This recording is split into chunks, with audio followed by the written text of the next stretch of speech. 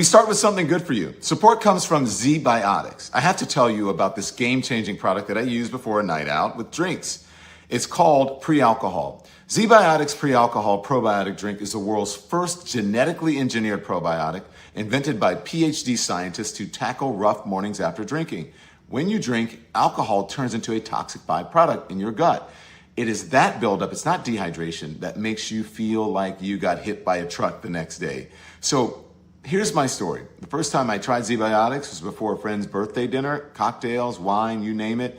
Normally, the next morning, I'd feel like I ran a marathon in my sleep. But this time, I woke up early, had my coffee, went for, a nice walk, and I was shocked. So make Zbiotics your first drink of the night, and you can feel your best tomorrow. So go to zbiotics.com/lemon for 15% off of your first order with code LEMON, that's LEMON.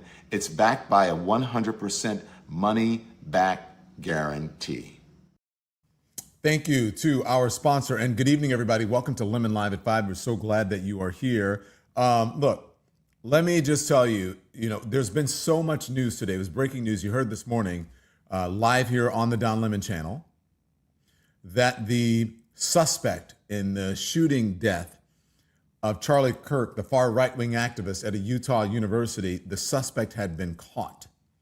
The governor gave a press conference along with Kash Patel, the FBI director. So all the fallout, he is a 22-year-old. His name is Tyler Robinson, a Utah resident. His parents reportedly are Republicans. He is reportedly doesn't really identify with any particular ideology or political group, political party. And so he is a suspect in all of this. Still no confirmed motive, except that the officials there think that he may have not liked Charlie Kirk for his political beliefs, but none of that has been proven. In the meantime, the president of the United States, the vice president of the United States, Republican officials, Republican influences, Republican media, right-wing media, all trying to make Charlie Kirk into the second coming. Now, no one thinks Charlie Kirk should have died, should have gotten shot. But when you hear and listen to the things that Charlie Kirk has said, it is outrageous. I'm going to bring in DL Hughley right now. And I want DL, you have been, I think, the clearest voice. Thank you, sir, for joining us. I think you've been the clearest voice on this because you're speaking truth to power without, condoning violence. You're speaking to the hypocrisy that's happening on the right now. Mm-hmm. That always is a strange euphemism to me, condoning. The act already happened. America has, by definition, decided that it will condone. But even Charlie Kirk, by his own words, said that a certain amount of deaths were acceptable. So the word is kind of weird and a misnomer to ask someone after the fact whether they condone what already happened. This is America's choice. They have decided that these deaths, whether they be children, whether they be people shot at synagogues or at grocery stores or at malls. We even have different classifications of the way we're shot. Thousands, tens of thousands, more Americans have died at the hands of Americans than have died in every single war we've ever fucking been. So ISIS ain't got a damn thing on us. So, but to say to anybody whether they condone what already happened is a bit of a misnomer when America, by definition, has already done the same thing. So when I say that they're trying to make him into the second coming, or sure, somehow saying that he's a deity, or I get that he's a martyr now, but I want you to listen. This is Glenn Beck. Now we all know what Charlie Kirk has said, right? And it's actually less about. I think a lot of people pretend like they don't know. That's the thing. Okay. A lot of people pretend like they don't know. My manager, who's I've been my manager 30 years, he wasn't aware of all the things he said. And I think there are a lot of people who just kind of are tuned into a certain frequency and can, they get to cherry pick things. But if you're one of those groups that have been marginalized, one of those groups that he's spoken out against, I think you're keenly aware of what he said. But I think that there's some people who get to not know. So what my point is that if this has happened to Charlie Kirk, and as Democrats have been saying, and most people, this is awful. No one should be, a victim of political violence. It's not acceptable. Democrats are saying that. Republicans are saying that. But if they weren't trying to rewrite history, the history of Charlie Kirk in this moment. The president ordering flags to be flown at half staff, the members of Congress petitioning for Charlie Kirk to have a state-like funeral. Now, I can't think of the Charlie Kirk, if there even is one on the left, what they would be saying if someone that they deemed, even if it was true or not, to be a racist or a bigot or didn't like Republicans or anti-right-wing. I wonder what outrage and the level, the volume of the outrage would be on the right. Let me play this from Glenn Beck, and I want you to respond to it, DL. Here's Glenn Beck. He's a civil rights leader, he's saying. We must stop calling Charlie anything other than a civil rights leader. We need to plant that stake deep. It is time that we point out that what he was doing was not politics. What he was doing was trying to stand up for people's civil rights, to show people how a civilization is not a civilization unless you can have a dialogue with people who are diametrically opposed to you, that don't believe anything that you believe in. And yet you can have a civil dialogue, and how important that is. That's our civil right, our right to free speech. And that gunman was trying to take that right away from him and from you and everyone else. Shut up. You will be silenced. You will not say those things. And there has been a force in this country to try to convince people that you don't have a right, that you have a responsibility to silence others. You don't. In this country, one of our main civil rights is we can express ourselves the way we feel we need to express ourselves. And I'm sorry, if you don't like it, you have to just take it and then say, I'd like to have a discussion with you on that. I'd like to know how you got there. I'd like to have the opportunity to argue against that. And you have that right to argue against it. Okay. Listen, enough of Glenn Beck. He's not even he's missing the point here. Because people, folks are saying you can say whatever you want, but go on. It's deliberate. That's ironic and very rich right now. People are being fired from their jobs because they're saying what Charlie Kirk actually said. People right now are threatened to be pulled off planes because they've said something about the FBI director. People are being kicked out of the country because they said something about Trump. So let's stop with the whole free. There's a difference between free speech and hate speech. There's a difference between free speech and yelling fire in a crowded room. And they think that all of that is the same. I don't care about his ideological views. I care that his ideological views, that he deliberately said that there are a certain amount of things that should happen that are bad. When your conversations stop with my humanity, then it's not a conversation at all. But I find it interesting that one of the ways to get deified on the right is to do horrible things to Black people, like Confederate generals. They're getting statues. Glenn Beck got an award. They're talking about Charlie Kirk lying in state, and he should lie in state because he lied in a bunch of states. Every time you see, generally, what is the allure with the people who have said the most racist, incendiary things on the right that they got to be deified? What's the purpose of deifying Confederate generals? Like, whenever I see a white guy encased in bronze on a statue, whenever I see a white dude on a horse in the middle of a park in bronze, I know he hated Black people. Like the last guy that got a bronze statue that didn't hate Black people was Rocky, and even he beat the shit out of Apollo Creed. So there is decidedly a way that we see the world where, name me a person that they deified that was about or that they lionized that didn't have a checkered, sorted, acrimonious past when it came to certain members of our society. Name me one. Just one. I don't care if you tell me the Confederate generals that they reinstated. I don't care if you tell me it was Rush Limbaugh. I don't care if it put the things on under his monument that he actually said that you think illuminate, and then put the things that he's actually said that kind of make things darker. And there'll be no reason to have him. He wouldn't even lower the flag for the Pope. He wouldn't attend John McCain's funeral. But this is who you choose to lionize. But DL, you're making the point, because people will say, why are you talking this way about Charlie Kirk? At the end of the day, this is not really about Charlie Kirk. It is and it isn't. It's really about the response.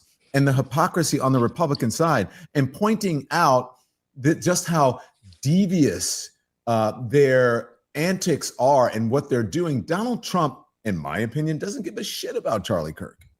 Donald Trump cares about himself. And proof, just let me give you proof. This is Donald Trump asked about Charlie Kirk. Now, I want you to watch, just listen closely to his response today.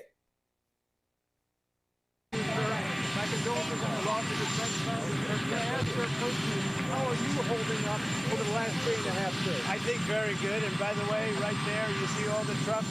They've just started construction of the new ballroom for the White House, which is something they've been trying to get, as you know, for about 150 years. And it's going to be a beauty. It'll be an absolutely magnificent structure. And I just see all the trucks. We just started, so it'll get done very nicely, and it'll be one of the best anywhere in the world, actually. Thank you so much. He is asked about Charlie Kirk, and he points to this ugly fucking ballroom that he's building that no one wants except for him. I think that Donald Trump is, in my belief, and this is my estimation, is like most white men in America. I think it is the exception that is different than him. I think he is morally bankrupt. I think that he is transactional. I think if you told me I was like Obama, I would be flattered. But people will pretend to be insulted by a man that they champion. We always have these. I think it's hard for him and a lot of people like him to even fake empathy. They have to fake caring. They have to be told what to do, because being humane and being empathic doesn't come organically to them. And I think he's more like, there are more people that are like him, more white guys that are like him than aren't. Because if they weren't, they wouldn't tolerate the things that he does. You don't call, he was quicker to send people to hurt Los Angeles who didn't vote for him than to help Texas who did. He's quicker to do things to hurt people that didn't support him than help those who did. And that is the kind of moral bankruptcy that I think is in a lot of people who are powerful people. I think that democracy was always a fraught proposition because it always required people to look past themselves. And we run out of men like that. I think now people are transactional. Now people are tribal, and there are things that will happen. And that man, to me, epitomizes all that America is. I think you'd be hard pressed to find people that are not like him. I'm just, that's my opinion. I think you couldn't. How do you give Rush Limbaugh the Medal of Freedom? How are you contemplating giving Charlie Kirk? Like, what did he do that was so noteworthy? What is the speech he gave? What is he's not a poet. He didn't invent a vaccine. He wasn't a great general. What did he do? Like, name me the thing that he did that drew people together. But that is the approximation. They can't even, they're so devoid of actually having experience where they struggle. They have to approximate other struggles. They have to conflate him with Dr. Martin Luther King. They have to conflate him with Rosa Parks, or people with Rosa Parks, because they're so devoid of struggle. And I think he is the epitome of what this country is. And I think there are more people that are like him that are not. And I think that's why we're in the situation we're in, because we've ran out of people who cared more about things that were, if you run on empathy, you run on things, you can't relate to people anymore. So I think that's where we are. We're running on morality. Our morality is on E right now. But it just points out, I believe, DL, the political divide, not even the political divide, the real life divide here in America between, I'm speaking generally of Black people and white people, some white people in this country. Because if they understood what it's like, and I should say minorities, or people who are part of the underserved community, people who are part of the communities who are attacked, if they don't understand why the group of Americans, these groups of Americans are sitting here scratching our heads, because I'm one of them, wondering, like, wait a minute, why are you treating Charlie Kirk like he's a monarch? Like he is actually a member of the government, that he is deserving of a state funeral, that he is actually deserving of the honor of having flags lowered to half staff, that he is deserving of the honor of having the Presidential Medal of Freedom, an honor that's usually for war heroes, of people who have made major sacrifices to the country and fought in times against things that were wrong when it wasn't popular. What is the thing that he did that we can all agree on, that were illuminating, that made us all cohesive? What is the thing that we can, as human beings, what is the thing he has said or done in his life that drew people in and gathered them together? Like, is it, what poem is it? What device is it? What charity is it? What thing has he done? And what he has done is the thing that they all come and have in common, whether it's Rush Limbaugh or any number of Confederate generals where they name their parks and schools and bases after, or even now him. The thing they have in common, if they have maligned, either verbally maligned or physically hurt people that they believe were inferior. All of them.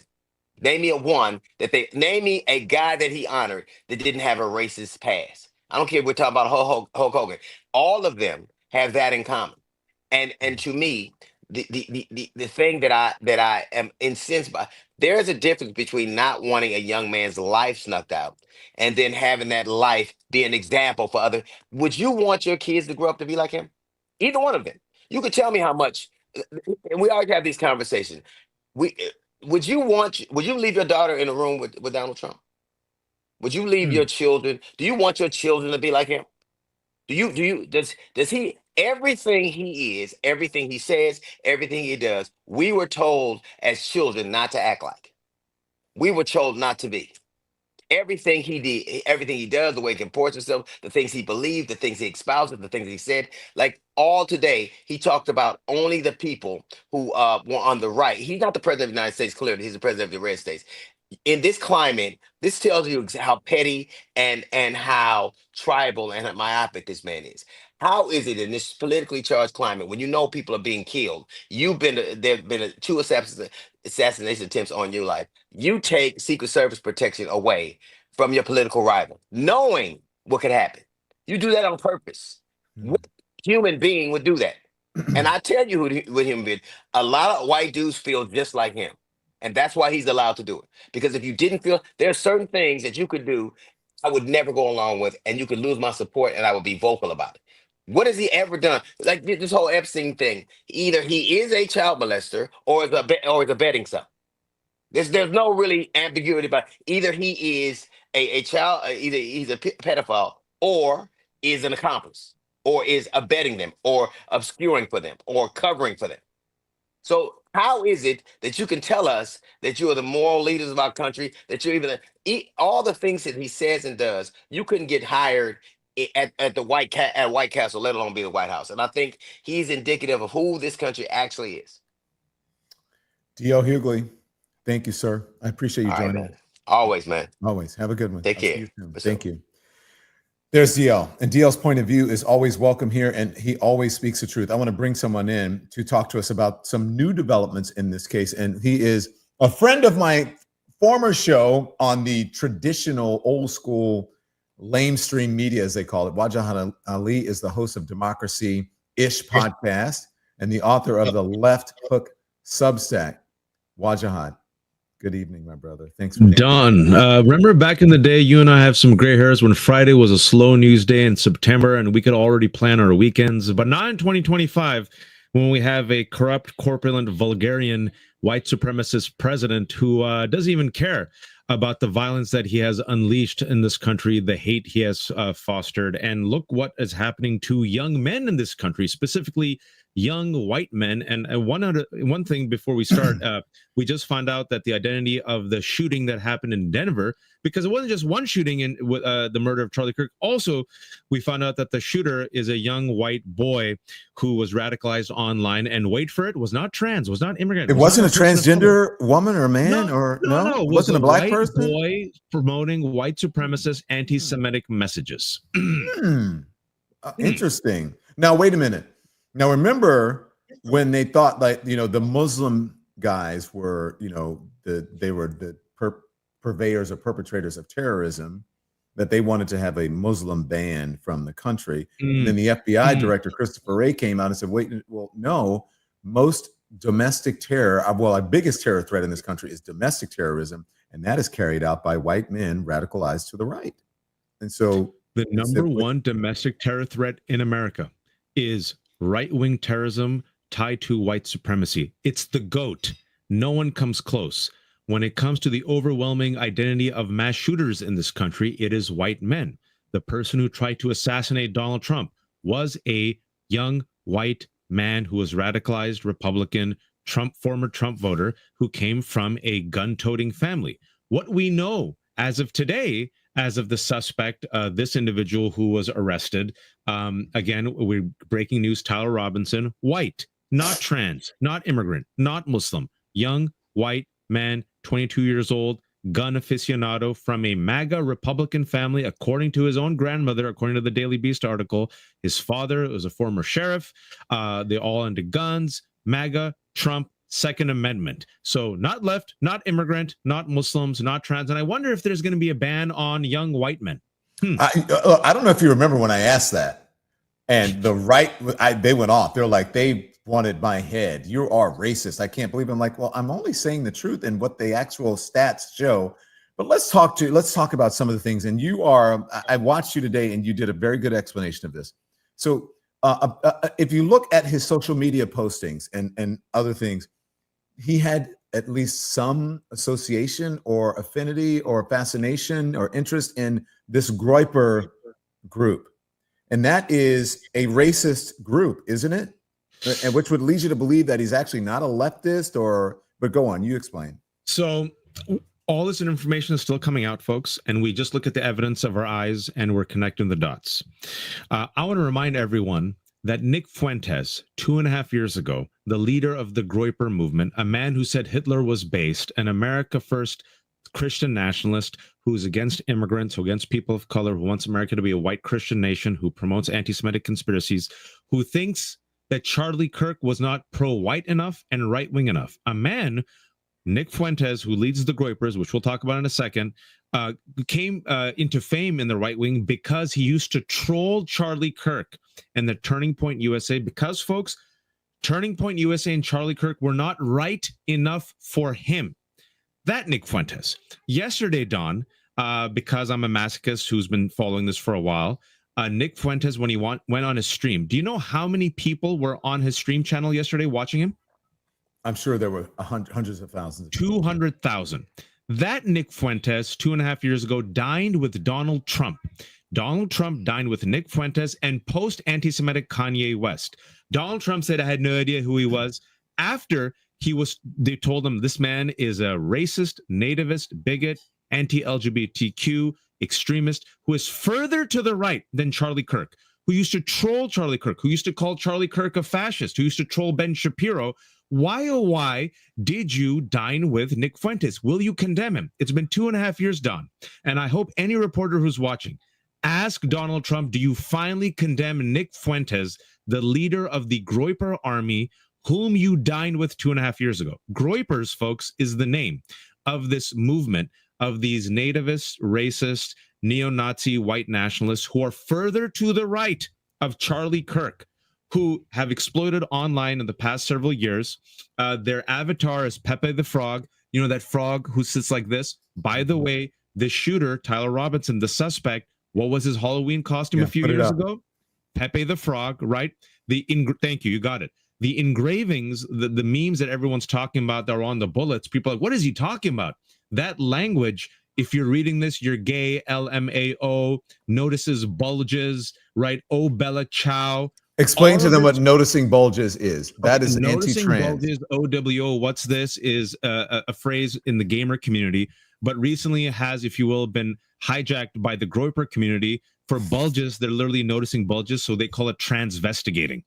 When it comes to hey fascist catch, and you had that up arrow, right arrow, 3 down arrows, that is a reference to Helldivers 2.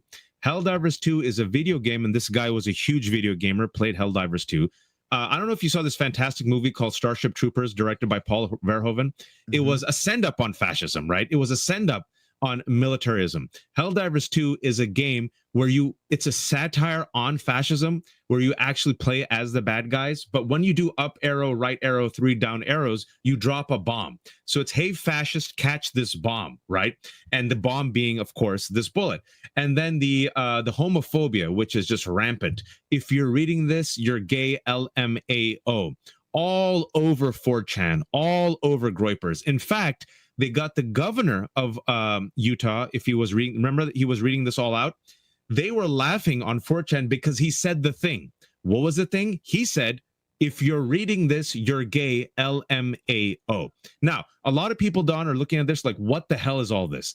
This is the subculture, the online culture that has radicalized white men, predominantly, not exclusively, and furthermore been co-opted by the right wing. QAnon also came from the right wing swamp, and then Donald Trump and the right wing mainstreamed it, Don, because they realized, oh, it helps us, and it weaponizes these young men against who? Our enemies. Look at this past 3 days. They've weaponized all this rage against the left. Who got radicalized by QAnon? Vance Bolter, the white Trump voter who killed Melissa Hortman. Who got radicalized by QAnon? Ashley Babbitt. Oh, you know, the violent insurrectionist that they've made into a martyr. And folks, what I was warning people about is the following. I'll give an analogy real quick. Frankenstein's monster. Republicans nurtured this monster, fed this monster, and wanted to unleash this monster against the left. And I always ask them, what happens if the monster escapes the lab and turns on you? And folks, Nick Fuentes is further to the right of Charlie Kirk. He spent the last 5 years trolling him. They called Charlie Kirk a fascist, a sellout. All of these terminologies that we're seeing right now are consistent with Groyper stuff. The ADL that 5 years ago came out with Groypers, calling them a threat. And I want to remind y'all, 2.5 years ago, Donald Trump, who's currently the president of the United States, dined with Nick Fuentes, the leader of this movement, and post-anti-Semitic Kanye. And to this day, he has not condemned it. Don, sorry for my TED Talk. No, I love that you are here and you're spouting the truth, because people don't understand this. They have been, they're portraying him, as I was talking to DL about just moments ago, they are portraying him as some sort of deity, or he's a martyr now, but as if he's a second coming. And I don't think, look, if he had died, sadly, and no one is condoning what happened. No. But if they wouldn't try to deify him, I don't think there would be the response from folks like us and people who are saying it's awful that it happened, but we must know who Charlie Kirk was. And there are a lot of us out here who are wondering why they're trying to give him state funerals and lowering flags at half staff and giving him the Presidential Medal of Freedom.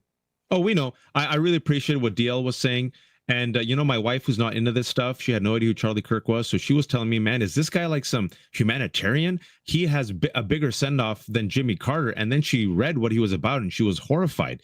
This is America's X-ray. The past week is an X-ray of America. Look at who this country chooses to lionize, sanitize, deify, and valorize in death, Don.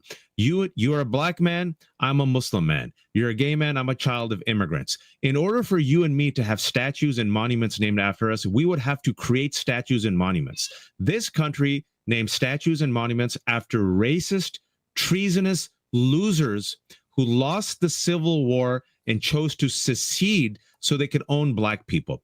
Look at how they have valorized Charlie Kirk. I was watching the Commanders-Eagles game yesterday. Moment of silence for Charlie Kirk before the New York Yankees game. Look at the bullshit Ezra Klein piece. My God, you know, look how they fired. I heard an earful about that today. Oh my gosh. Look at how they've fired Matthew Dowd for saying the truth. Look at how J.D. Vance skipped the 9/11 memorial and went and traveled with his casket. Charlie, you know, what DL said, this is a man, I'm going to say it. I condemn Charlie Kirk's murder. I think you and me, you've had me on several times. We're on CNN. I've been very consistent. You can condemn the murder and call out Charlie Kirk's history of radicalizing young people with hate, his history of cruelty, his history of bigotry that he wore as a badge, a man who said that gay people should be stoned, a man who said that black people were better off during slavery, a man who, folks, supported the January 6th insurrection, a man who supported the white nationalist conspiracy, the Great Replacement conspiracy that radicalized people to commit violence, a man who was anti-trans, anti-woman, a man who said that the Civil Rights Act was a mistake, a man who used to sick his army out on researchers in the media. a man who was against gun control, and gun control could have saved his life. And after a mass shooting 2 years ago, said, well, you need to have some of these casualties for our Second Amendment right. Well, those casualties are fine because as long as the casualties were us, Don, right? Cruelty for you, civility for me. Safe spaces for me, terrorism for you. You can't criticize me, but I can criticize you and mock you. Charlie Kirk was a hateful piece of shit. And he was a man who used his talents to radicalize young people, to bully the most marginalized on earth. And it is perfectly fair and fine for the rest of us to not engage in a hagiography or a sanitization, but actually show his hateful rhetoric and how they actually radicalize young people. And Nick Fuentes of Groypers is further to the right of Charlie Kirk, said Charlie Kirk was not white enough, not pro-America first enough, and he called Charlie Kirk a sellout and a fascist. That's where we are right now, Don. And 200,000 people were on his stream last night. Crazy. And we need to figure out why. This is a conversation for another day, Wajahat, why so many of these young people are attracted to Charlie Kirk, considering what were or still are considering the things that came out of his mouth and the things that he believed. Wajahat Ali. Can I ask you this question real quick, Don, sure, if you don't mind? Sure. What does it say? We know about Charlie Kirk. He's out there. We know his rhetoric. He didn't hide it. He was proud of it. Anti-Black, anti-immigrant, anti-transgender, anti-Muslim, anti-woman. What does it say about this country? And what does it say about our powerful institutions? And what does it say about Republican parties that has embraced him and made him into a hero in death? You tell me, Don. Yeah. I don't think I think we get it. That tells you that they're what they want. That tells you that they're racist. It tells you that they don't care about actually being Christians. They don't care about religious freedom. They don't really care about the First Amendment. They don't really care about any of the other amendments in the Constitution that grants equal rights to all people. So they don't really care. What they care about is power, and they care about money, and they care about supremacy. That's it. Wajahat, thank you, brother. Please come back. Thank you, sir. Take care, everyone. The great Wajahat Ali. So we're glad to have Wajahat Ali. In the meantime, as we say, we're joined by some other amazing voices to discuss this. Taylor Lorenz is here. She's a veteran tech journalist and the author of The User Mag on Substack, the User Mag Substack. State Representative Jolanda Jones is here, a Democrat serving Texas's 147th district in the Lone Star State, the House of Representatives. Tim Wise is here. Tim is a senior fellow at the African American Policy Forum, and he speaks out. He is an anti-racist advocate. And then the great Van Lathan of the Higher Learning Podcast will join us in just moments. We're going to hear from all of these individuals, and we're going to play some of the things that conservatives are saying right now that has me baffled and people scratching their heads. But first, I need 2 minutes for a word from our sponsors. Support comes from Wild Alaskan Company. Now, when was the last time that you truly trusted the seafood that you brought home?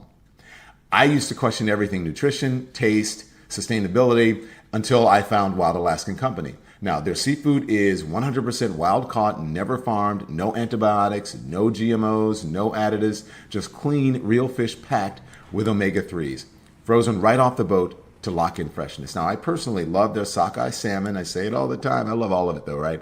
And it's all rich in flavor. It's got great texture, and I know it supports sustainable fishing practices. And you can try it risk-free. If you're not completely satisfied, they're going to give you a full refund. So get $35 off of your first box of premium wild-caught seafood at wildalaskan.com/lemon. That's wildalaskan.com/lemon. Eat better, support healthy oceans. It's Wild Alaskan. Support comes from Beam. You know, summer's almost over. We're quickly moving into fall, but let's be honest. Life hasn't slowed down. The headlines keep coming, the noise gets louder, and every day someone is trying to distract us, divide us, or just wear us down. It is unrelenting, right? So that's not an accident. Burnout is the goal. If we're exhausted, we're easier to control. But rest is resistance. That's why I use Beam's Dream Powder. It's a natural sleep blend with ingredients like reishi, magnesium L-theanine, and apigenin, and melatonin. It helps us to fall asleep, stay asleep, and wake up clear-headed, without the grogginess or the crash. Since I started using it, I have felt sharper, more grounded, ready to show up for the day ahead, and I'm not alone. Beam's dream powder has improved over 17.5 million nights of sleep all across the country. So it tastes great, tastes incredible, it's smooth, it's delicious, easy to add to your nightly routine. Right now, Beam is offering up to 40% off of their best-selling dream powder. For my listeners, go to shopbeam.com/lemon and use the code LEMON. That's shopbeam.com/lemon for up to 40% off. I want you to sleep well, wake up ready. The fight continues. Sleep well, and thank you so much to our sponsor. So we're joined by, as I said, Wajahat Ali. If you want to stay and you want to talk, we'll continue to have you on. Taylor Lorenz is here as a veteran tech journalist and the author of the User Mag Substack. State Representative Jolanda Jones here, Democrat serving the 147th District of the Lone Star States House of Representatives. And Tim Wise is here, a senior fellow in the African American Policy Forum. And as I said, Van Lathan is going to join us in just moments. So glad that you're all here. Wajahat, are you staying with us? Are you still there? I was just wanted to listen to what Taylor had to say, and Tim and all these other folks. And this is why we need tech journalists like Taylor, a masochist who actually has spent 10 years and can actually explain to you what furries is, Groypers is, Helldivers 2 is, which is why this is why we need people like Tim Wise, who have spent their career talking about what I think is the enduring sin of America, white supremacy. And this is why we need elected officials who have come on or willing to call a thing for what it is. I wish I could stay. I got a guest host for Mary Trump. I just wanted to give a shout out to those people. I did not get paid for that endorsement. All right. Taylor is speechless. All right. Thank you. Thank you, Wajahat. We appreciate it. So let's start off with this. I'm going to start off with giving you guys something to react to. By the way, welcome to all of you. Thank you for joining us. Don Jr. is saying this about, he's talking about cable news, but perhaps he's talking about folks like us as well, who are just telling the truth. And again, I don't think we'd even be here if they weren't trying to deify Charlie Kirk. I don't like that he died. I don't like what happened to him. I don't believe in political violence. I think it's the worst thing. You don't want to fight against. You don't want to become what you fight against. But this is Don Jr. saying that Democrats need to be kicked off the airwaves. Here it is. They realize they lost the debate entirely, so they have to resort to violence. And contrary to what we're seeing elsewhere and online, it is not going both ways. It is going one way. It's coming from those aligned with the Democrat Party. The hate has been fomented by those in the Democrat Party, and you can probably play hundreds of hours of those clips. It's coming from the media. Some of them are doing a quick course correction and probably scrub their social media feeds for all the things they've said about Charlie, myself, my father over the last few years.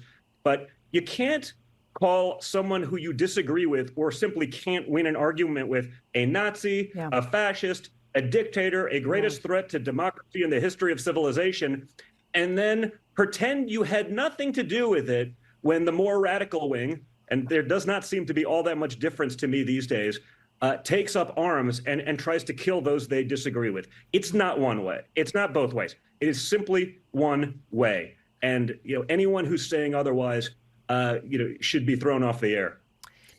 Okay, so I would like to introduce Don Jr. To this person who is named Don Sr. and who happens to be his father and the president of the United States. You heard exactly what he said. And so Don Jr., here's Don Sr. The divide in American politics today is between these far-left fascists led by Harris and her group. We have a fascist person running who's incompetent. She's a Marxist, communist, fascist, socialist. She's not actually a socialist. She's gone past that. Somebody's got to explain this woman. This is a radical left Marxist, communist, fascist. Tim Wise, take it away, sir. Well, I mean, where look, do you start, right? It gets worse than that. I mean, he's called people vermin. He says immigrants poison the blood of the country. He calls the press the enemy of the people. And then when we point out that that's literally phraseology Hitler used, we're the problem rather than the guy who said it. It's fascinating to me. We know from every single study that has been done, whether it's done by a government agency or whether it's done by a private organization, that the overwhelming majority of political violence over the last 10 to 15 to 20 years has come from the right, not from the left. And you know from looking at the research that the rhetoric is also that way. And I will tell Don Jr. also, he might want to call Harmeet Dillon, who is the head of the Civil Rights Division at the DOJ, who right now because it was put in her lap by the previous administration and it would have looked bad for her to drop the case, is currently prosecuting white supremacist neo-Nazis in the Telegram collective who solicited my murder. I was actually one of the targeted victims in the case. So don't tell me that all of the political violence is coming from the left when your own Justice Department is still prosecuting right now 3 individuals who had solicited not only my murder, but the murder of the former mayor of Chicago and several sitting officials, including federal judges. And that case is happening right now. There are 2 people awaiting trial. One has taken a plea awaiting sentencing. So we know full well where the violence has come from. One of the things that shook me up so much about the murder of Charlie Kirk, which, like you said earlier, we obviously all condemn, it was horrifying because I have been on the road speaking on campuses just like Charlie does or did for 30 years, knowing that every time I went, that could happen to me because I get death threats regularly. My children's pictures were put online. We were doxxed. Our phones were called, and that went on for years. And so I think we all know where the violence comes from. And until Donald Trump stops calling people vermin, until he stops referring to everyone on the left as some Marxist or communist who's going to destroy the country. And Charlie Kirk himself used to say this kind of thing. He actually said, and I just published a piece earlier today that where I quoted him directly talking about how the people on the left, and he was just talking about Democrats. He wasn't even really referring to the left. He said that we want to destroy small town, rural white people the way that Stalin destroyed the kulaks. That we actually literally want to destroy them, their children, their children's children. When you put that kind of poison out into the world, you lose the right, you lose whatever moral high ground you thought you might have had in a terrible moment like this. Mm-hmm. Your op-ed, you sent it to me earlier. What was the name of it again? It is called "Calls for Toning Down the Rhetoric Are Incredibly One-Sided." Yeah. It's on Medium as of about 4 hours ago. And all I wanted to do in there was just point out the absurdity of saying that we're the ones who need to tone down the rhetoric when clearly the overwhelming majority of hateful rhetoric, violent rhetoric, bigoted rhetoric, politically charged rhetoric is coming from the other side. And I actually even cited an academic paper in there. There's been research on this, which has found that when you look at the social media posts of people on the right and people on the left, people on the right are the ones who disproportionately use hateful and bigoted and violent rhetoric. The only thing that those of us on the left do more often is we curse. Fuck yeah, we do. But that's about it. Like that's what we do. But if you think that F-bombs are the equivalent of the great replacement theory, then you're on the bad meth. That's all I know. Yeah, Jolanda Jones noticed nothing about some F-bombs. I'm joking because I talk to her all the time and she's a big F-bomber. So is Van Lathan, who's going to join us in just moments. The great Van Lathan, the Higher Learning Podcast. We can bring him in when he's ready. And then Taylor Lorenz. Taylor, what's up with this hypocrisy? I mean, I just played Don Jr. and the former president. He's calling out liberals, but not condemning his father for the same behavior. But this overall sense of what's happening with Charlie Kirk and the Groypers and all of that, please illuminate us. Yeah, I mean, to me, what was so horrifying was actually the last thing that he said, which is that, like, you know, we need to remove them from the airwaves, because I think we're already seeing them manufacture consent for mass censorship. We know that they're currently trying to pass these horrible, horrible censorship and surveillance laws, remove anonymity from the internet. You know, they've given ICE unprecedented power to spy on American civilians. And we're seeing this crackdown in authoritarianism online. And this is something that the Democrats as well have helped facilitate. And so I think, especially in light of, you know, everything that's coming out, I think that we just want to make sure that we fight with everything we have to protect our civil liberties, especially online, and protect online speech and freedom, you know, of expression online, because they will try to use this event as an excuse to jam through some of these really scary laws or try to do things like overturn Section 230, which would be devastating for so many marginalized groups on the internet. Representative Jones, can you please help us to understand how it feels to be, you know, someone who's in your skin and in your particular body and who you are, hearing the calls for someone like Charlie Kirk to get the Presidential Medal of Freedom? So first of all, I think it's absolutely offensive and disrespectful to who I am and who I represent. I am the first Black openly LGBT person in the Texas legislature. And I don't know how tall Charlie Kirk is, but I bet you I had more muscles than him. And, he just talked down about us. And so when I hear people comparing him to a deity, I think, no, he's a devil. I hate that he got killed. But in very many ways, I think he, how they say you reap what you sow? I think that he planted the seeds for people to think that it was okay to do whatever they wanted because they didn't agree with him, whoever it was, and they thought it was okay to kill him. And because people like him and Donald Trump and others on the right are literally saying you can kill people, wipe them off, get rid of them, they shouldn't be here. So when you talk about people as if they're not human, and when you decide that you're going to be God and you're going to act like God, don't be surprised when someone comes to act like God with you. And the crazy thing, I'm not going to lie, I was so thankful that it wasn't a Black person doing it, right? Because we're not all into the Second Amendment like that. We don't sharpshoot like that for the most part. And it was somebody from Utah. And so I think he presumed a lot of things and it came back to bite him. I feel badly for his wife. I feel badly for his children. But at the end of the day, when you live by the sword, sometimes you die by the sword. And he literally didn't believe in empathy. So anybody who's demanding that we be empathetic with him didn't pay attention to him. So the people who listen to him should understand, because empathy is what do they call it? A made up thing now from the left.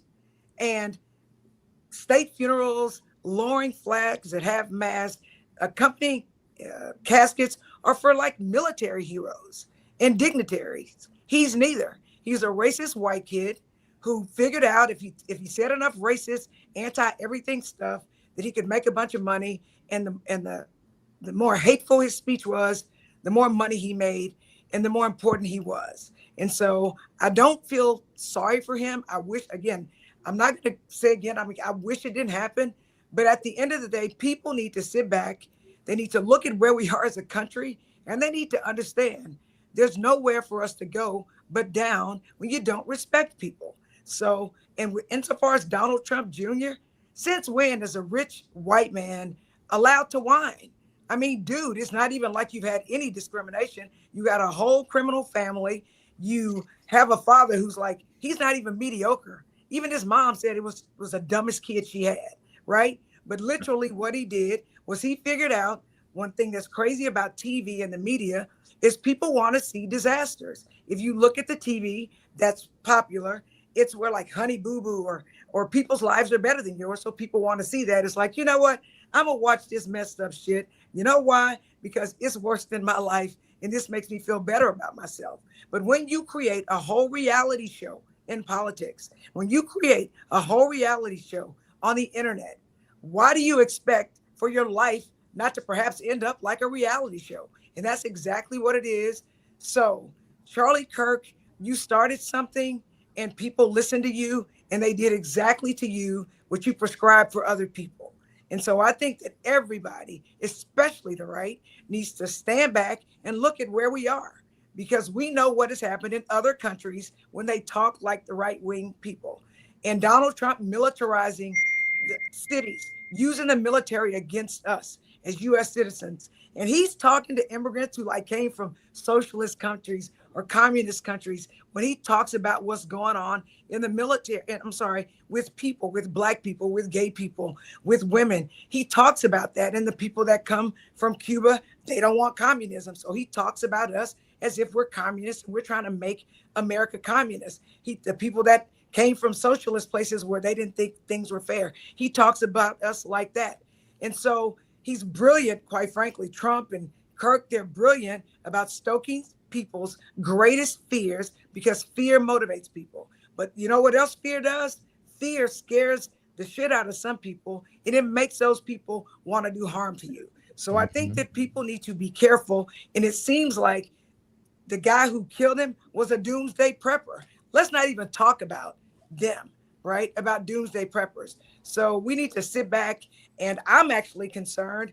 I have the police. I've made complaints because I need to be protected because I'm progressive, right? I literally was hunted by the FBI, the Texas Rangers when I quorum broke. And all I did was follow the directives of my constituents. And now they've gone and passed some dumb laws in Texas because some people gave them a quorum that literally says that we are punished if we listen to our own constituents who say, do this, Rep. Jones, or do this, Rep. Whoever, and they're going to penalize us. So it doesn't make any sense. This is a crazy world we live in. If I weren't living it myself, I literally wouldn't believe it. But I bet you what, America better get a handle of itself, because this is a dangerous, dangerous, dangerous place we live in. I want to bring in now, Van. I'm always interested to hear, and I love it that you're the last one because I love your analysis and you've heard what everyone has to say. I'm not sure if you heard what Tim Wise had to say, but we'll get more from Tim. What say you, my friend? And thank you for joining. No problem. It's interesting. I think that there's a way to bifurcate sort of the things that are going on. Some of them are deeply political. They just have to do with politics. I think this is a problem that we have right now. An inability to separate, because we're not allowed to separate what is political from what is humanist and in the interests of people. The reason why I am on the left is because I believe in nonviolence, the breaking of hierarchy, providing people with their basic rights and things that they need to live their lives in the fullest way possible. Everything that comes from the right now is trying to suffocate that. Everything that comes from the right is telling you that you have to drink dirty water. It's telling you that you have to live in a certain place. You have to exist in a certain way.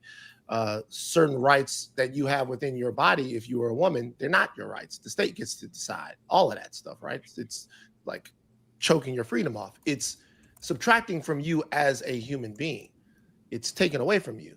So when we try to talk to people as humans, as other people that we're sharing our society and our community with, well, we go, wait, there's some non-negotiables that we have to establish before we start having those conversations.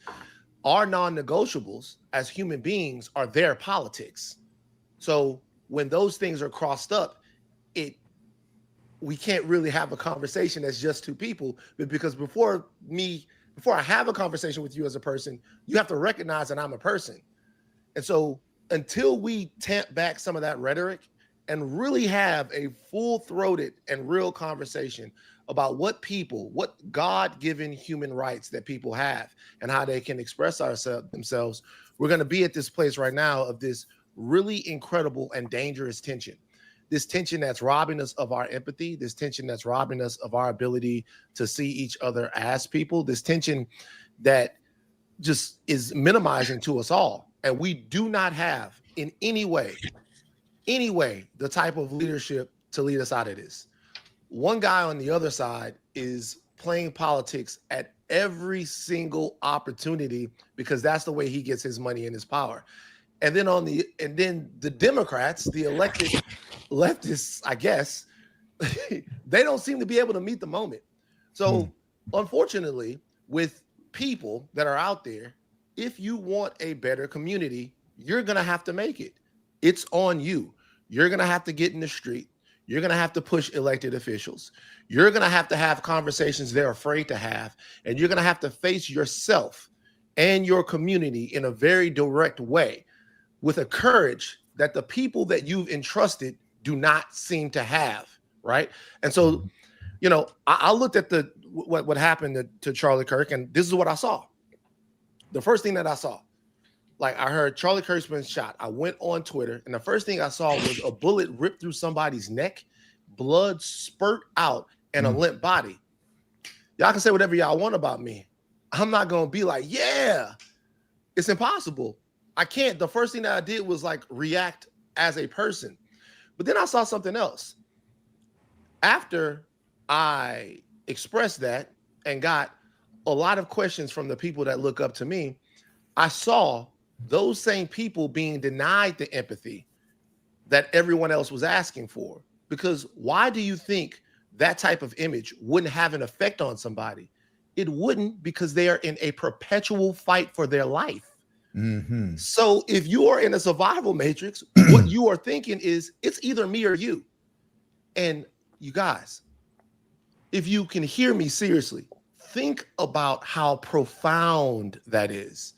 Think about the profound situation of living in a society where your vote, your job, everything is, you know what? It's either me or you. You can't come back from it. It robs you of the entire set of values that allowed us to have civilization.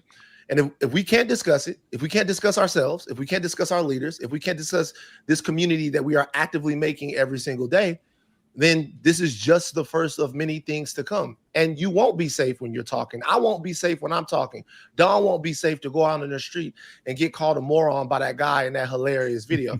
None of us will be safe because we're choosing not to be safe. Mm-hmm. And it's the Hunger Games. Yeah. Tim, I want to listen. Tim, I want to get your response if you listen to all that. He said, Van, that was incredible. You know, when your whole existence is survival. DL asked me a question that was rhetorical. I tried to answer it about why are they doing this? Think about the things that they're saying. What do you think is behind this? Who commits these types of crimes? On and on and on. You are the anti-racist extraordinaire. What is happening in this moment? Well, I mean, there's a lot of things. Partly, look, we are in a timeline right now that is eerily reminiscent of the 1870s. You know, it's funny when we talk about fascism, and Don Jr. says we shouldn't call people fascist, although his dad does, not realizing that fascism is a right-wing movement and always has been historically. But when we talk about fascism, people criticize us, you know, and they say, well, we're exaggerating. And then others, even on our side, who say it, will use, let's say, Germany 1933 as the example, or Italy in 1925. But really, we don't have to go to other countries' histories to understand fascism. We can go to look at the overthrow of Reconstruction in 1876 and 77, the last quarter of the 19th century, because that is indeed a period in which a specifically racialized form of fascism took root. And it was so impressive to people like Hitler that later on he comes along and says, you know, what they're doing in the United States, that's what we need to do. And in fact, in Nazi Germany, they actually said that the race laws of the United States were too severe. Like, they actually looked at our laws and said, oh, this is way too much. We can't go that far. We can't do a one-drop rule for Jews. That's not tenable. So they learned from us. And when we point that out, we're not doing it to be pithy or cute or just simply hyperbolic. We're doing it because the history fits. So the danger of the moment is that the same kind of political violence which typified that period of intense political violence, that was the birth of the real birth of the Klan, frankly, after, of course, emancipation and all of the various right-wing violence that brought in black codes and brought in Jim Crow and brought in what's called the nadir, the loss of black political rights and freedom, and really the reinstitutionalization of a kind of slavery by another name, as it's been called. That is where we are right now. And when you have someone like Charlie Kirk saying, as he did, that the Civil Rights Act of 1964 was wrong and ought to be overturned, that's the kind of thing that no one on the right was saying 20 years ago. They might have thought it. They might have thought it. But they weren't saying that 20 years ago, because even they realized, like, man, that's too far. And I remember, you know, as you know, my background, the very first thing I did out of college was I was involved in the anti-David Duke work down in Louisiana in 1990 and 91. David Duke might as well be the head of the RNC right now, because the politics of Dukeism have fully transformed into the politics of MAGA. And that's, again, not trying to be hyperbolic. It's just saying that the things that Duke was, even David Duke tried to couch his racism better than Charlie Kirk did during his life, tried to couch his racism better than Donald Trump does, tried to couch his racism better than all the folks who are on the right right now on places like Twitter calling for blood of leftists to run in the streets and all of this nonsense. So we're at a very dangerous moment where white supremacy, which has been sort of embedded in the soil and the soul of the nation since the inception. By the way, that's not just me saying that. That's something MLK said. He said that racism was as native to the soil of America as pine trees, sagebrush, and buffalo grass. They don't quote that, Dr. King, on MLK Day, but that's what the man said in the very last article that he ever wrote, which ran in Playboy magazine after his death. And I only know that because I read Playboy for the articles, as the old joke says. But that is something that we don't talk enough about, that's so deeply embedded. But what it does, and this is the insight of critical race theory, right, is that racism and white supremacy, it shape shifts like a transformer, right? Or it's like the old whack-a-mole game. You knock it down over here and it pops back up over here. So it doesn't always look the same. It'll change its form. You know, it'll go from intense color conscious segregation to this sort of weaponized color blindness, which says, oh, we're just not going to talk about race at all. And we're not going to think about race at all, not realizing for some people that just locks in embedded advantage and embedded white institutionalized privilege. So we are in a period right now that is not new, frankly, in American history, but because we do such a bad job of teaching history, we don't see what's coming. We don't see what this is. We act like, you know, people will say, oh, it's unprecedented. It's not really unprecedented. We have gone down this road before. The only thing that makes it especially dangerous is the fact that in this particular moment, the country is undergoing significant cultural change. We're a thoroughly multicultural nation right now. So much so that you can't pull a thread of entertainment, fashion, cuisine, and culture out and just have it represent just Black people or just white people or just Latinx folks or just Asian folks. We're all very hybridized culturally, but that scares some people who were used to white hegemony. The demographic changes that are afoot, which we know in 10 or 15 years are going to render quote unquote white people less than an absolute majority. That scares the shit out of some people who have taken for granted our own normalcy and our own domination. That is what makes it uniquely dangerous. The stuff that's happening has happened before, but these folks are literally in their mind fighting an existential battle for survival. That's why the Great Replacement theory is so dangerous. Because it's not simply saying, oh, there are people who are, you know, trying to open the borders and have, you know, more liberal immigration policy. They're literally saying they are trying to substitute these people for you. That's what Charlie Kirk said. They are trying to replace rural white people with something different. His exact words. That is intended to gin up fear, resentment, and anxiety. And we know from our own national history where that leads. Yeah, Taylor, I need Taylor to weigh in on this because Taylor, I think, has a time an out. She has to get out soon. Taylor, you are in. As Wajahat said, you're in these streets all the time. You heard what Tim said. You heard what everybody on this panel said. So then where is this coming from? Do these young people understand? Because a lot of them loved Charlie Kirk. Do they understand that his rhetoric and that his views on people, especially minorities, women, gays, all of that, do they understand that it's dangerous or that it's racist or sexist or homophobic or any of those things?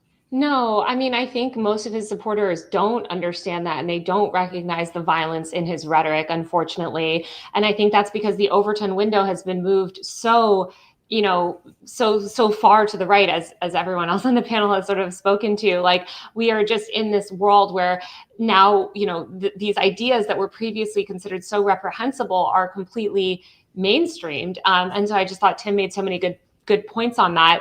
And I also think that, like, I mean, frankly, liberals have fed into this. It was really disappointing to see that, like, Ezra Klein type thing. And also Vox, like Rachel Cohen at Vox wrote this atrocious, like, headline. And I just, you know, there's just such irresponsible coverage right now that is really whitewashing this man's ideology. And I don't think that we should do that. I think you can agree that there shouldn't be, like, extrajudicial killings on campuses and in the streets, while also acknowledging that this man, you know, promoted a very hateful and violent ideology himself. I will say, though, like, you know, while there are these hyper radicalized online spaces that these guys are marinating in, the root, that's sort of a symptom of these bigger root problems in our society. And frankly, the failures of capitalism. Like, I think a lot of people right now are going to rush to really ban the internet and crack down on the internet and blame the internet for this. But this is so much bigger than the internet. That this radicalization on the internet is a symptom of these bigger structural problems that we have ignored for decades and decades and decades. And a lot of that is the fact that capitalism leaves all of, you know, everyone, we're in this sort of like hyper capitalist, hyper wealth stratified situation where a lot of these young men feel hopeless.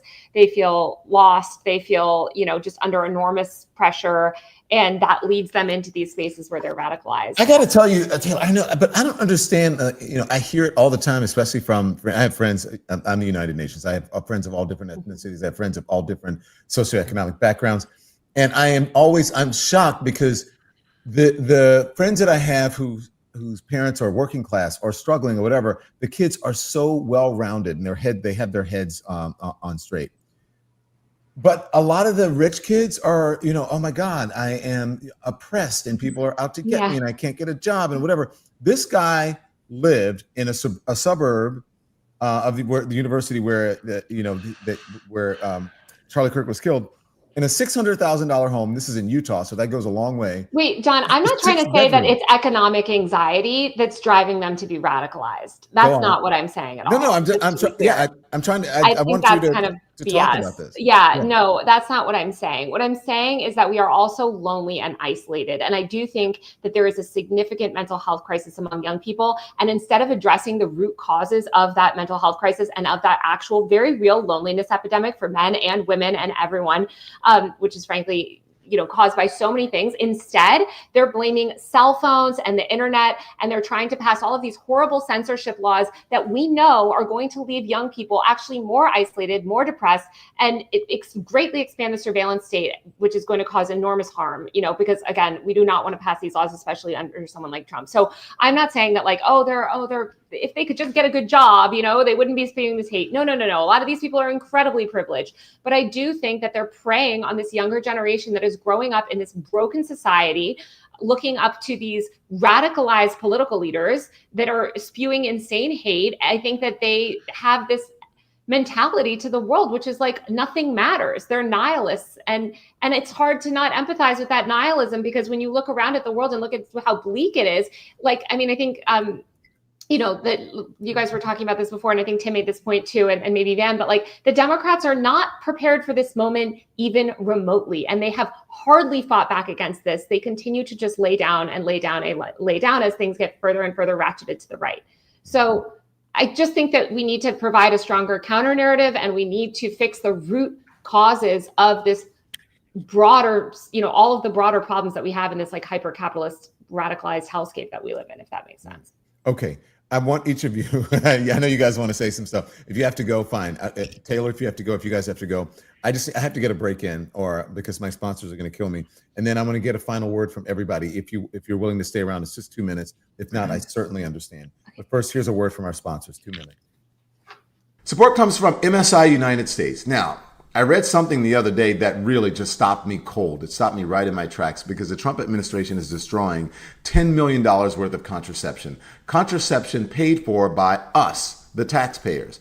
Meanwhile, 257 million women worldwide want contraception but can't get it because they're poor, they're young, or they live in remote areas. So when women don't have access to contraception, we see more unplanned pregnancies, more unsafe abortions. In many countries, pregnancy is still the #1 killer of young women. MSI Reproductive Choices is changing that. For just $6.50, you can provide a woman with a year of contraception. For $65, you can help 10 women take control of their lives, stay in school, and build healthier families. So please text my last name, Lemon, to 511-511, or go to msius.org. That's msius.org. M for modern, S is for safe, I for informed. And give today. Make a life-changing difference. Support comes from Shopify. Now, this show started as a dream for me, and Shopify turned that dream into a business. Starting your own thing can feel overwhelming. I know it. What if I can't design a website? What if I can't do it alone? Well, Shopify makes it simple. It powers millions of businesses worldwide, 10% of all US e-commerce. Right here, right? That is Shopify. They've got beautiful templates. They've got AI tools for product images and descriptions, and built-in marketing support to help you find customers. So here at the Don Lemon Show, we use Shopify for our merch, the merch that you love and we love. And if you ever get stuck, right, if you're trying to do this, they have 24/7 award-winning customer support. It's always there for you. So turn your what ifs into ka-chings, right? Sign up for a $1 per month at shopify.com/lemon. That's shopify.com/lemon. You start at $1 per month at first, and start your dream today. Thanks to all of our sponsors. Thank you to all of our sponsors. I had much more that I wanted to play from folks on the right or whatever, but I want to hear from Van Lathan, more from Tim Wise, and more from Jolanda Jones. Van, you have the floor, and then Jolanda. As to the internet part of this, it's interesting. I think there are a couple of things at play. The internet is another form of speech. It's an amazing tool. There's so many things that have been fantastic from the internet that we've seen. You know, Me Too movement, the Arab Spring. I could go on and on and on and on about Black Lives Matter, how people have connected over the internet. But I will say that the mainstreaming of some of the ideas that we deal with right now in our communities, in our societies, are because they get mainstreamed on the internet first. When you have a culture where attention to the thing that you're doing is the number one commodity, it's the number one goal, it's attention for what you're doing. That means that whatever is getting attention is codified culturally and intellectually. So if there's 3 people who believed, 100,000 people who believed in anti-vax science in 2005, and they had anti-vax science club meetings, and they went to different things, and they put out their little documentaries and all of that stuff. Well, what happened was those 100,000 people, they found a place where they could take that and become 1 million people and become 2 million people. And all of their off-kilter, non-mainstream, non-science-backed ideas, they get a constituency. And then when you or I or anybody else says, well, you know that's like provably false, they go, well, then if that's true, why do so many people believe it? And that becomes the ministry of the new world that we live in. If what you're saying to me is a lie, then why do so many people believe it? Why does Joe Rogan believe it? Why does Charlie Kirk believe it? Why do these people believe these things that you're telling me are not only untrue, but also are harmful to your life? Look at the constituency I've built. And with the internet, there is no barrier of entry to that. You don't have to be good enough to have written a book or gotten a publisher or gotten on television or degree or experience, any of it. None of that. None of that matters. It just matters that you said something, and for some reason somebody went, well, maybe. Yeah. And now we're off and running. So that's where a part of this conversation sounds like elitism, because someone is going to have to bring social and political intellectualism back to these conversations. We're going to have to agree on what's simply not true.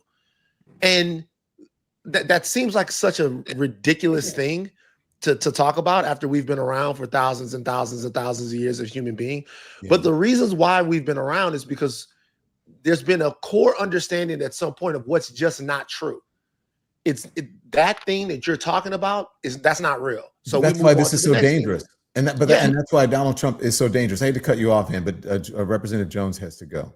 So I'm sitting here and I'm thinking, as a person who was born in 1965, as a person who didn't have computers when I was in college, as a person who didn't have social media, where the only thing as a poor person I had was to go outside and play in my neighborhood and go to public schools and have to learn how to get along with everybody. It was just that simple, right? And now we have social media where, like, I literally didn't know that people actually flew on planes and went on vacations. I didn't know where they went. I didn't know what they had, except for what I saw in my neighborhood, where my mother might go borrow some sugar or some eggs or some Crisco oil, right? Now you have social media, where social media has algorithms. So you're on social media, and now you can say, this boy who's my age has this, when nobody actually appreciates that most people put their best selves on social media, where they fix their pictures, where they will pretend like they have a lot of money, or they'll go and go on some vacation and they will show you this. So now all of a sudden, other people are like, well, why does he have this? He's my age, I should have this. Where kids think they deserve what their grown parents have worked years for. Where when I was growing up, people didn't retire till they were 65 or 70 or 75, and you hope you had enough money so that you could help your kids go to college. And then you have that collide with racism, with sexism, with homophobia, with transphobia. And you have this. And so now we don't even watch TV. We don't watch commercials. We're on social media. So social media will put stuff on your feed and they'll see if you watch it. And if you watch it, they'll show you more stuff. I have a friend literally who says ChatGPT is her best friend. In my mind, I'm thinking, what is really going on? How is ChatGPT somebody's best friend? And they tell you what you want to hear. And so they start showing you more and more things. And so what it does is it brainwashes you. Now, here's what's funny. I didn't know who Charlie Kirk was. I had no idea. When I heard he got shot, I was like, was he elected or something? Because of the attention it got. When I listened to what he said, then there are people making you or trying to make you feel guilty, saying you should have empathy for a man who is devoid of empathy and who wanted for you to pretend like he was something he wasn't. And my grandmother used to always say, don't throw stones. And Charlie Kirk is an example of what happens when you throw stones. So I just think that social media, which is a form of free speech, so I believe that you can have it, will destroy you and make you go crazy and you don't even know it. And if you're racist, it'll make you more racist and it brings out the worst in people. And so what I think we have to do as the grown-ups in the room is we've got to literally monitor our children's, because parents get to do that, what they have access to, because it is leading to people who absolutely believe they have a God-given right to a gun and to kill anybody who doesn't agree with them. But so here, I think that I love both you and Van, but I think parents are going to shove those phones and those devices in the faces of those kids because it's their babysitter. So I wish that it's true what you said, Representative Jones, but it ain't going to happen. I'll give you the last word here, Tim Wise. Yeah, I mean, I agree with all of that. I think that the thing about social media, and I think everyone has sort of alluded to it, it's not that social media is inherently destructive. It's not that the internet is inherently destructive. It's a tool like any tool. I can build a house with a hammer. I can bash your head in with a hammer. And social media and the internet's the same way.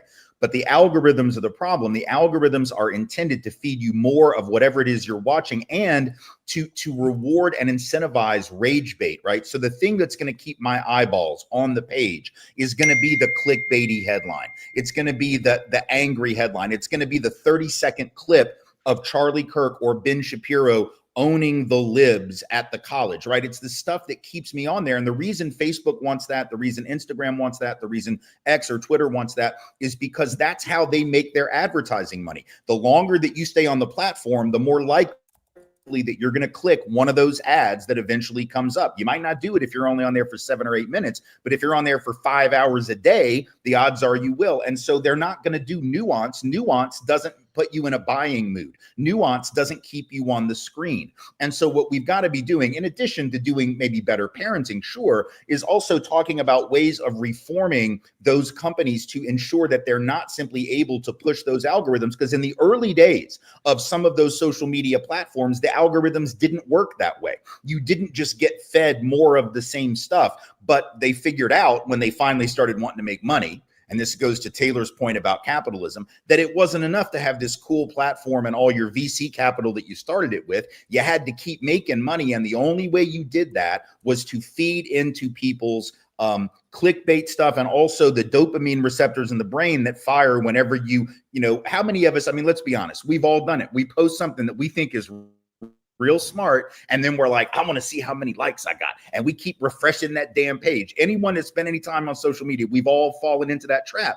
That is a trap, and that is what is able to radicalize people and create that false sense of reality that the representative was talking about, because that false sense of reality that says, oh, that person, look at all the money they have, look at the life they're living. So when you get these incels, you know, online that are thinking everybody's out there having sex but me, everybody's got a girlfriend but me, everybody's got a boyfriend but me, and the reality is millions of people around this country are lonely, don't have enough of a circle of friends, don't have a tight social network, but we're real good at presenting that fake image, whether that's on a dating site, whether that's on a social media profile. We have to actually demand that these profit-making companies that profit off of our desperation, profit off of our loneliness, profit off of our anger, profit off of our disaffection from one another, that they they've got to clean up their act. That is where lawmakers can come in, not banning things, not shutting down social media, but demanding the kind of reforms that we need as a social positive good.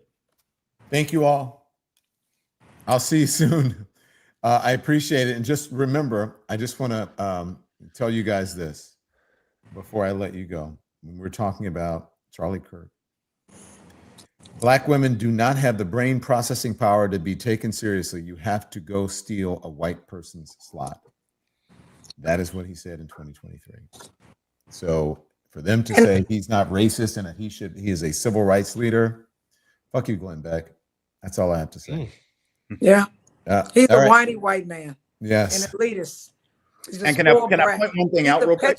He is a petulant child, is what he was. And the truth is, if you long for the days of yesteryear, where white people controlled everything, everybody on the Supreme Court was white people had all the jobs and all the power. Well, of course you don't like it when we're more qualified and we replace you because we are smarter than you. Mm-hmm. And they just want to go back to a time where we had to say, yes, massa, no, some massa. We couldn't look at white people. We couldn't touch them. We couldn't be in their places and spaces.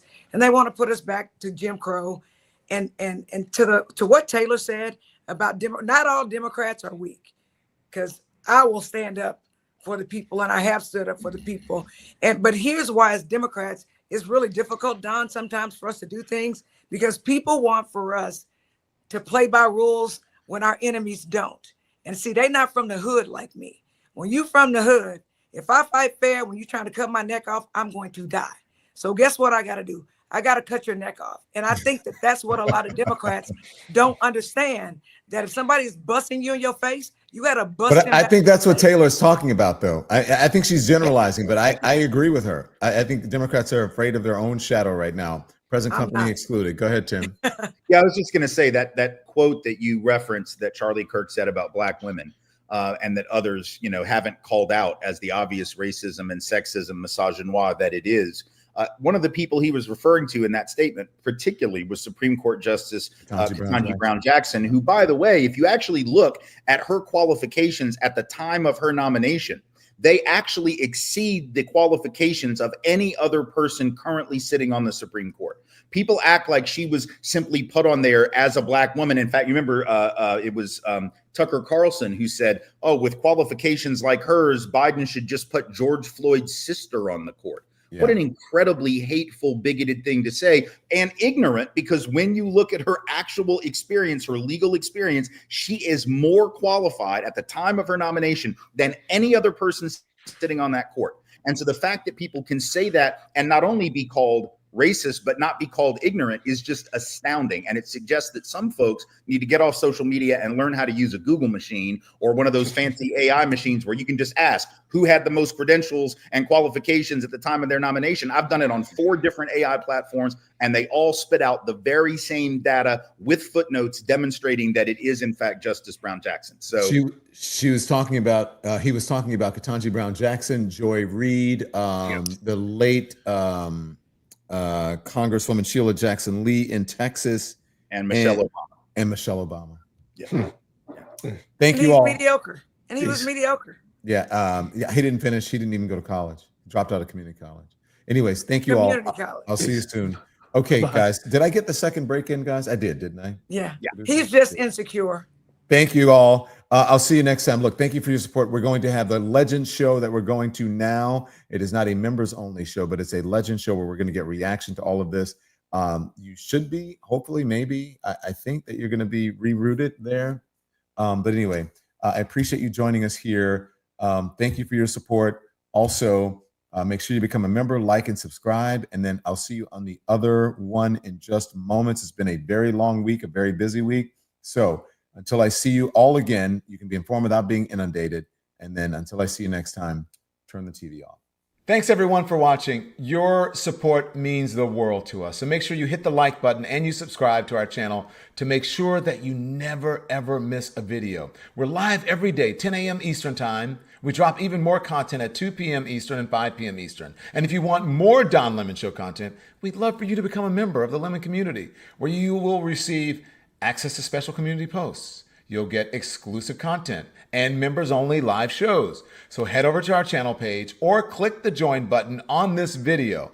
Again, thank you for watching. We appreciate your love and your support.